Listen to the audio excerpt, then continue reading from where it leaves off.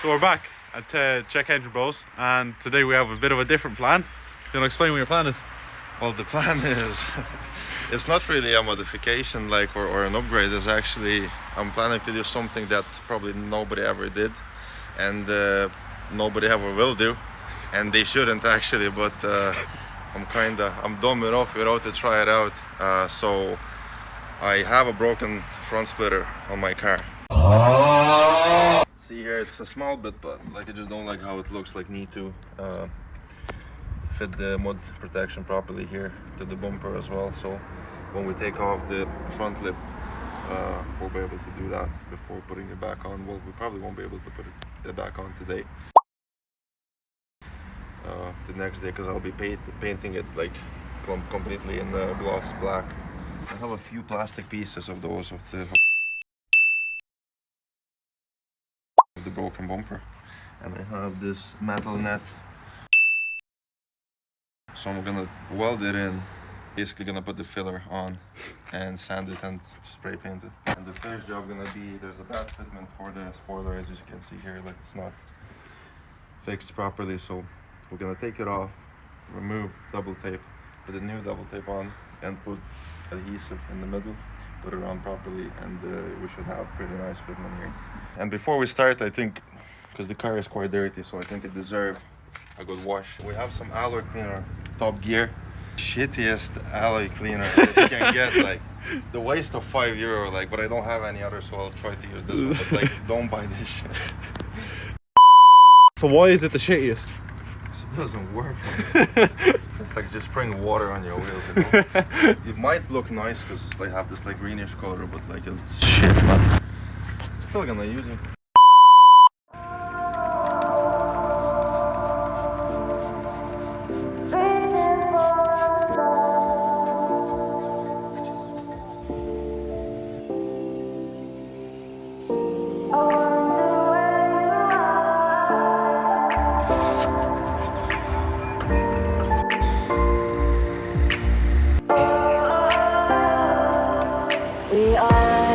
We are dreaming in the dark. We are nothing more than dust. Search but you stay lost. We are reaching for the stars. Then we can start working on the spoilers one.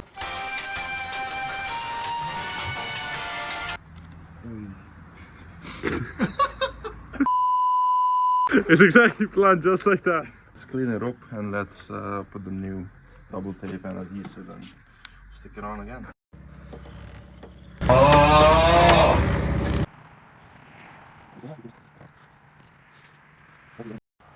So on the sides right here, the ones that keep going up, because it bends out a bit differently, we're going to put on a bit of Gorilla Tape. So this tape is really strong, and we're going to put a very strong tape literally on the corners, because the spoiler keeps bending and it doesn't stay on the corner. So we just put on the whole spoiler, as you can see, put on just a bit of tape just so we can actually hold down the corners itself. And the corners now, they're actually staying on. You can't really see too much behind the tape, but they're literally behind the thing. And as well as here, as you can see, it's also the exact same. It's holding on. So hopefully this will actually fix the issue, and no matter how kind of crazy the idea was to put on that adhesive, but with double-sided tape, I think it's gonna do the job just perfect. So what we're gonna do now is we're gonna remove all the bolts and screws that are holding that front lip on, and those little bits that I don't even know how they're called, but you shouldn't put your front splitter like that. These little yokes right here, because it's fixed so stiff right now. So if you ever gonna hit the curb with your bumper or something, you can basically rip off the whole bumper, so you don't want that. You want to put it on with self-tappers or something like that, so if you ever gonna rip it off, you're gonna rip it off only the front splitter, not the whole fucking bumper. Yeah, because now see, that's what the previous owner did with this car.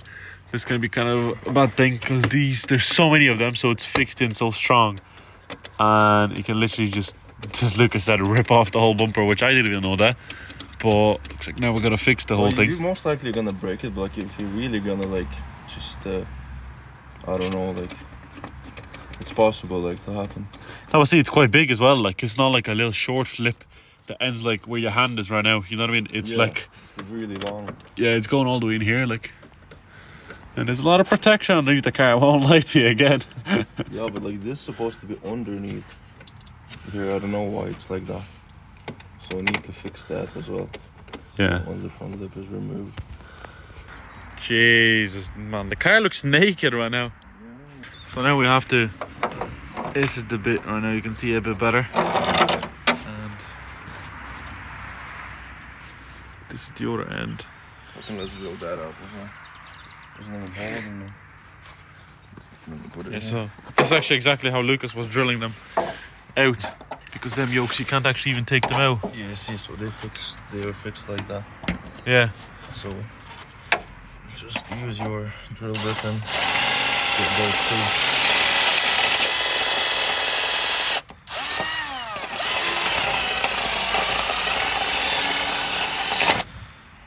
There you go. Yeah, so I don't really want to pay 160 quid, but like if I have to, I will. I'll get another one, probably similar, maybe different, but most likely the same because it looked good. Yeah, but we'll try to repair it if it work out, it work out. If it won't, it won't. Like so. It's not that bad. It isn't smashed, and as you can see, it's not like any other PVC. It's actually thick and good quality. It's not that easy to break, but like, how did I break it was. So I drove out on the main road. From the opposite direction, some farmer's SUV was coming. From the arch liners, the piece of ground or dirt came out. Probably the size of the battery, like a piece of dirt came off this arch liner and hit my front lip. I stopped at the side of the road and I see this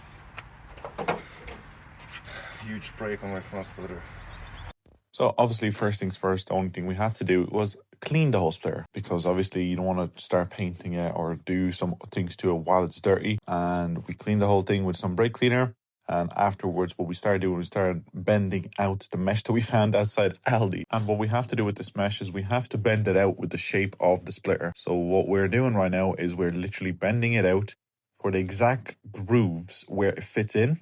And afterwards, what we're going to do, we're going to press it in and afterwards apply the piece of plastic from the outside. That way we can actually seal it in. And next thing is just add a bit of filler from the outside. So we're waiting now until the what you even call it? I think it's like soldering iron, or so waiting until that heats up, because you see like we have crack here. So I want to weld it so it won't crack more. Like just here. Yeah. Oh, fuck, I'm gonna fuck it up even worse. Yeah, so we're gonna weld this part. We'll see what we're gonna do here. Yeah, well, we're gonna weld it here. All the cracks in here, we're gonna weld it so they don't break anymore. And then we're gonna install the netting. And we're gonna use the plastic bit so to shape it to the forms that we need. And basically, yeah, that's gonna be fixed like that. So. And in case you're wondering where we're getting this plastic from and what type of plastic we can use, we literally got this from a scrapyard, from a Fiat Panda. And we hope that it will do work. Yeah. It should, like, I don't see. It shouldn't. Well,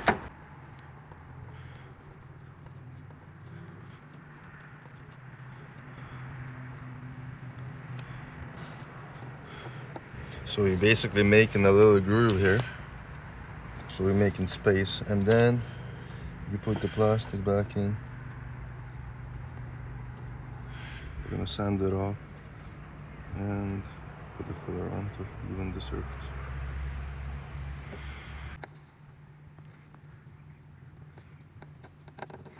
As I said, I've never seen somebody doing that, but like, we have time, so why not to do it? That's pretty much it for this part. Switch it up. And if you'll be welding, make sure don't touch the metal parts, because the amount of times I burned my fingers before when I was younger. So I kind of learned the lesson, you know. So actually right now, I don't really know how we're gonna install this one in. All I've been thinking to heat it up with what you call it, the torch, fire torch or the blow torch. Yeah, so we're gonna do that, and we hope we can basically just put it in like that, maybe with the pliers,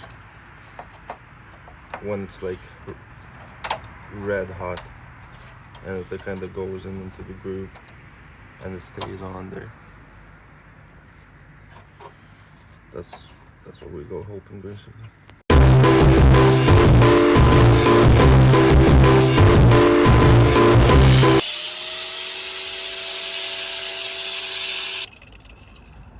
And I'm gonna try to apply this here like that.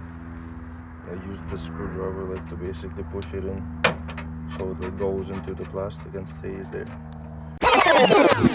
So this whole process of us putting on that little mesh onto the splitter went horribly, and I mean horribly wrong. What started to happen was the whole splitter started to melt and it started looking really, really wavy, and that is not what we wanted. So basically what we had to do afterwards, you'll see now in a minute, we came up with a different approach, which is takes a bit more time, but it worked out way better, and that's how we got the finishing result. So with this one right now, what we're doing, don't do this. Don't ever try this, because this is a waste of time and you're gonna mess up your splitter 100% of the time. So the first way didn't really work too well with the heat, not the heat gun, the torch. So what Lucas is going to be doing now is going to use the little ironing tool there. It's just going to melt the plastic in the place where he needs to melt it. This side, it melt down a little bit. From the outside, you can see it, even like here, you can see this. It's a little bit deformed, but I'm sure if we put a bit of filler, because we will be putting filler. We'll make it work. Yeah, we didn't really know that it will melt that much, but look, you fuck around and you find out, you know. So the alternative to melting the splitter and then applying the mesh, what we started doing now is we are starting to melt the zip ties, and zip ties basically melt over the top of the mesh, and that way it stays on the splitter and we won't have to melt the splitter or anything like that. We're basically adding more plastic on top of the splitter, which basically blends it in and melts it, which that way it's way stronger. It's not bending the splitter or anything like that. Unlike the first way we did it, it was terrible, basically, you can say. But this way, as you can see, it's actually working out really, really good. And this is our next approach. So we took and we started working with this approach. So what we're going to do now is we're going to put on the zip ties onto the middle part, because we did that there on the very corner. That's what we should have done from the very start, but unfortunately we didn't think of that. So that's what we're going to do on this side now. Because we said nobody ever did that, and nobody ever will. So we're figuring out as we go. Yeah. What we are doing here. So That's all it is. quite interesting as well. Like the zip tie plastic literally melts in perfect into the wire. It melts on the wire, and the plastic below melts as well, so it kind of comes together. Yeah. So it sticks on. That's all we need, basically. And this is what it looks like from this side. In fairness, Lucas, what he did here, you don't even need too much filler.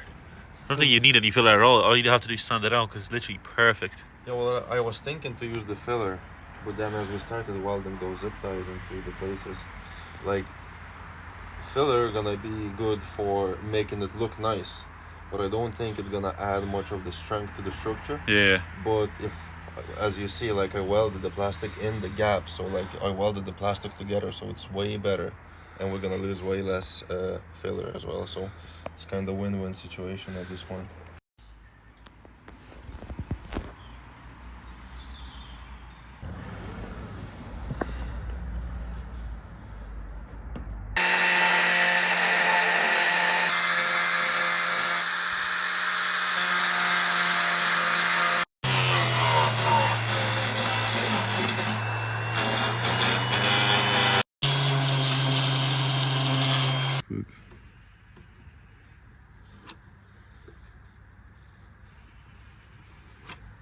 We have to act quick with this and not put in too much. Now we have to leave it for about 5 to 10 minutes to let it dry. We're gonna sand it off again, and we're probably gonna need to put another layer to even more, because there's gonna be more of the uneven A few surfaces. deformalities and stuff like that. Yeah, It's not gonna be- also a few imperfections.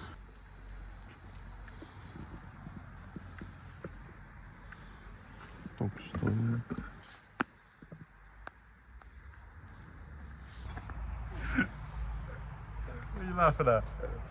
It's your face, man. It's another day. We've said it. We've said it's gonna be the next day, but it's been like 2 weeks. Yeah, it's been like 2 weeks. Well, at least the filler is dry now. Yeah. So we can try to sand it off and we'll see how it goes, basically. So we have our makeshift table right here, and that's where we're gonna be sanding the splitter on. Makeshift table right here.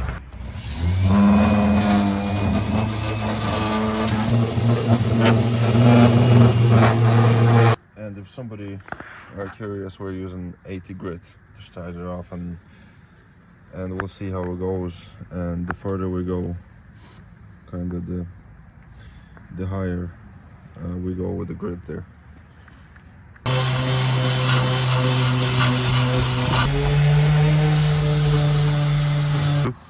So what's your conclusion, Lucas? Yeah, the conclusion is, because you see those, the kind of holes and their imperfections, so it means we need more filler to make that perfect. So we delayed the video for another week again. Yeah, probably. I don't really want to do it, like, but it's gonna look nasty, so we kind of have to do it. Because if we literally just paint over it right there, right now, the way it is, with the little improvements there. And fill little bits here, but I think we'll leave it as it is. Nobody gonna notice that. Yeah, but if you're gonna be if you're filling in, it's out of focus. If you're gonna be filling in these parts, you might as well fill in this as well. Like, Yeah, I can try. you know what I mean? If the filler's not too old again. It is too old.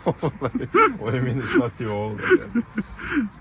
And then there's also this part that's left. Oh fuck yeah, I forgot about it. We need to send that off. If that's gonna be smooth, then we're only gonna be painting that one, are we? No, we're gonna paint the whole thing. Today? Well, not today. I don't know. We'll see. If Or you're gonna paint like the whole thing at once? You mean? yeah, we'll paint the whole. Like, what? There's no point. To Well, I thought paint. if that's gonna be even, I thought you're just gonna paint that. Like, No, we're just gonna sand everything off and paint the whole thing in one go. That's the way you're supposed to do. And I wonder where you are. Next year, yes, that's the part you always show. You're true. In here, I have 120 grit. So we're gonna use that instead. It's really handy because you just feel it on. Put the new one on. Back to work. Curious, maybe you should take it slow. Well, I try to do like I'll try to sand the whole thing off as much as I can with this machine, as much as I can access everywhere, and then we're gonna do the rest like in all days, you know, manually by hand with a higher grit sandpaper. So that's what we're trying to do now.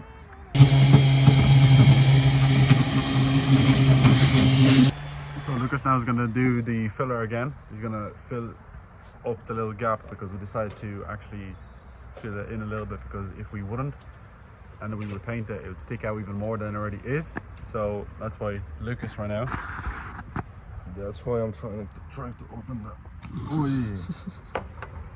Yeah. So, because if we paint over that, it's gonna look nasty and be more visible, kind of. As you see, the filler, that filler is probably like 5 years old, but look, you gotta use what you have. So that's what we're going to do with taking all the tiny bit. Yeah, do you want to smell it? Don't do that. That does not smell nice. It smells like fucking. That's what it smells like. How do you know how that smells? I don't know, you tell me. And while we wait, I guess, 'cause I don't think we don't need that anymore. While we wait, we're probably gonna sand off with a higher grit sandpaper the rest of it, and we're gonna come back to this. Because like if I paint over this, like you'll see all the imperfections, and we kind of still want to have similar smooth look. So if we want to achieve that, we need to, I don't know, go up maybe to 800 grit sandpaper and finish that off with that, or 600 at least, and it will look better. Little coffee break. Beautiful day, man. Alright, I'll ask you something. Smile if you like to suck a dick. Oh, I wasn't asked. Nah, go on, smile if you like. How are you looking? Beautiful day, man.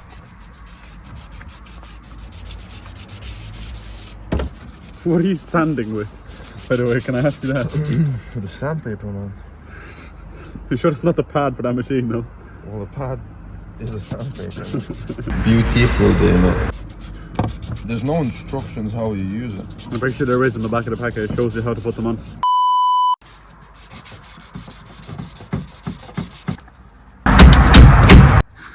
You gotta get the dust out. So I got this 320 grit sandpaper. That's the second time you're sanding. Basically the third, because I started with the 80 grit to get the whole thing, the whole all the filler off, like the most of it. Then I used 120 grit, and I went through everywhere here. Like the here, flat, the flat bits, there, basically. Like yeah, all the flat spaces where I can get through with the machine. Mm-hmm. And now I'm going by hand through the whole thing with 320 grit. And after that, probably I'm gonna grab like 600. And I don't think I have 800, so but I have 1200, so probably gonna finish off with the 1200. And I'll see if we are gonna be priming the whole thing or not. Probably not, maybe, I don't know, maybe tiny bit. And after that, we're just gonna paint it.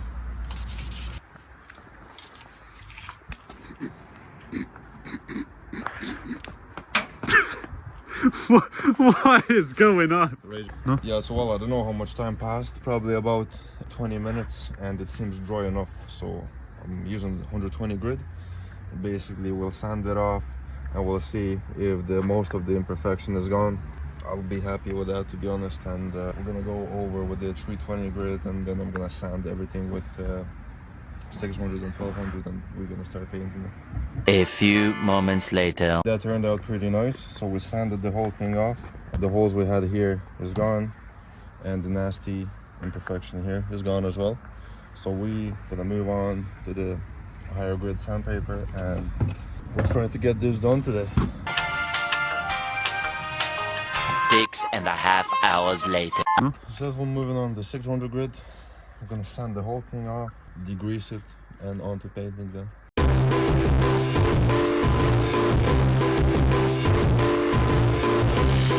As you can see. Could you actually bring it up a bit closer? Didn't see it. Closer, yeah. It's 1200 grit now. Can you see it? Splitter is completely different colour now. It's like almost grey at this stage, but that's how you know it's sanded properly, and that's how. Because if we're not gonna prepare the surface, and if we're not gonna sand it properly, first things what's gonna happen.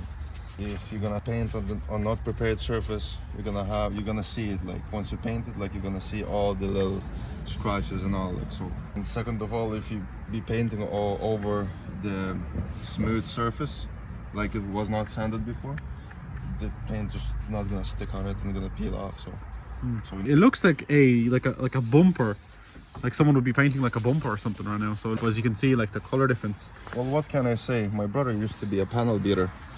He went to professional school for that, you know, so I know a few bits there, here and there, you know. There's a reason why Lucas is doing this and not me, because first of all, I don't have that much patience as much as Lucas does. Lucas is a very patient person, that's why he's sanding this whole thing down. And second of all, that this is his car. So no, that's the only reason why you're not sanding. I generally would help out, but I don't have that much patience as Lucas. Lucas has a lot of patience to actually sand down the whole thing. I would help out too, as well, mentally, not physically. So, sanding part is done. Now we have a bit of the greaser here, a little bit on surface as well. Why we're doing that, basically to clean all the dust first of all, and second of all to wipe off all the grease that is on the splitter. I think we're gonna do like 3 layers of paint. I don't know how much paint I have left, to be honest, but hopefully that'll be enough. That's perfect preparation right here. Oh look, you use what you have. Hopefully in a year time we'll get a garage, you know, and we'll be able to do our work in some indoor space. Currently we're not doing any kind of crazy mods or engine replacements, just small bits around the car. So Not yet anyways. yeah, so we don't really need it at the moment, but in the future we definitely gonna do something crazy. So we just went through all the stuff, and I just, after realizing I don't have any primer, so I have here gloss black paint, and I have clear coat. So that's all we're gonna use. And so let's do like 3 layers of gloss black paint, and we'll wait until it gets dry. We're probably gonna wait like 20 minutes or so. It's layer number 1. I'm assuming it'll cover up that bit, like. Yeah. It's only the first one, so of course the first one will look as After the 3rd layer, you'll see the whole difference. the final result. Few inches later. So we're encountering a few little issues here with the front of the bumper. As you can see, these little scuff marks on the very front. Why do you think that's happening? I think that's because we didn't put any primer on. Fuck's sake. For fuck's sake. Yeah, like as you can see, these little fuckers there. Yeah. Or we just need another few layers of glossy black paint. And I just ran out. Not good. That's check engine bros for you. Day 3. We're back at it again, and The 3rd time. so now we're doing this all over again. I started sanding it already. Prepare the surface for the primer coat, because before we didn't apply any primer. And that's what it caused. As you can see here, we tried to paint in it, and all the paint everywhere, as you see, it's a smoother look, then it fades kind of away. Yeah. So like, But this is not sanded. You might think this is sanded, but no, this is the way it came out after we painted. So after it dried out. primer is a must, because that's gonna allow for paint to stick on the surface. So we need to prep the surface again for painting, prime it, then paint it, then clear coat it. So it's literally just the last few finishing touches left, and then the whole painting process begins again. So hopefully this time it'll actually be much better than it was before, because I hate to be disappointed like that again. We thought that, the next day finally we can put this splitter back on, and unfortunately not. The paint just kept showing through. Not the paint, but like the original color. So The one part that was missing the last time, so it's clear plastic primer, because you cannot use the same apparently as for the metal, the gray one. So we got this, and we'll prime it, maybe 2 coats, and hopefully once we start painting it, it's gonna look good this time, not like the last time, fading all around the place. hopefully this actually stops it from kind of fading the color away. Yeah, exactly.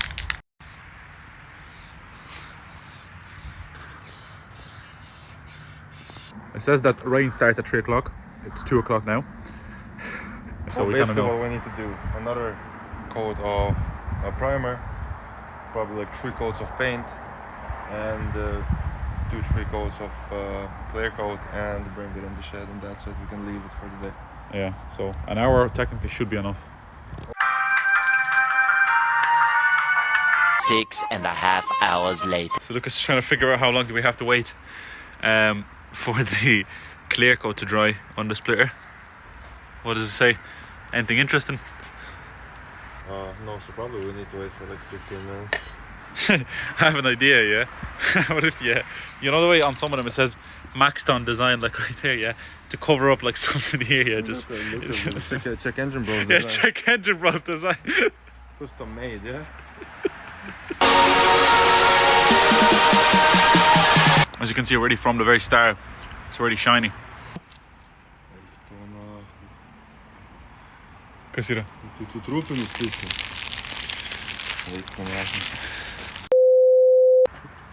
I held the Jaffa cakes in my hand. I just did this. And all the crumbs went onto the fucking splitter.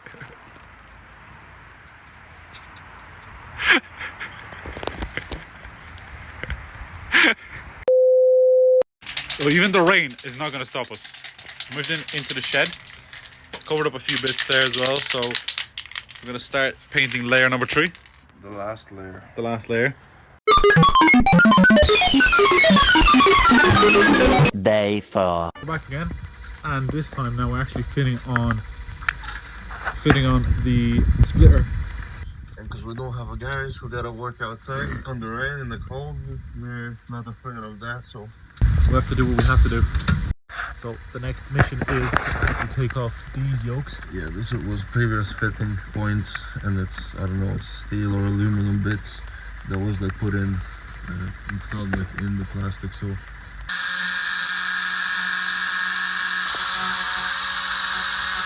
finally, the actual fitment of the front lip. All of us have been waiting for this moment for so long. yeah, because it looks better with it, and Looks 100% way better with it. Looks like an actual complete front. Oh, and you wanted to push it back a little bit as well. yeah, not to make it like to fit it better than it was, because the previously it was like that. There's a bit more. Yeah, it was like up, and I want to make it even. Yeah. Do you reckon it was because of the metal yokes that were there? No, it's just because somebody fit it that way.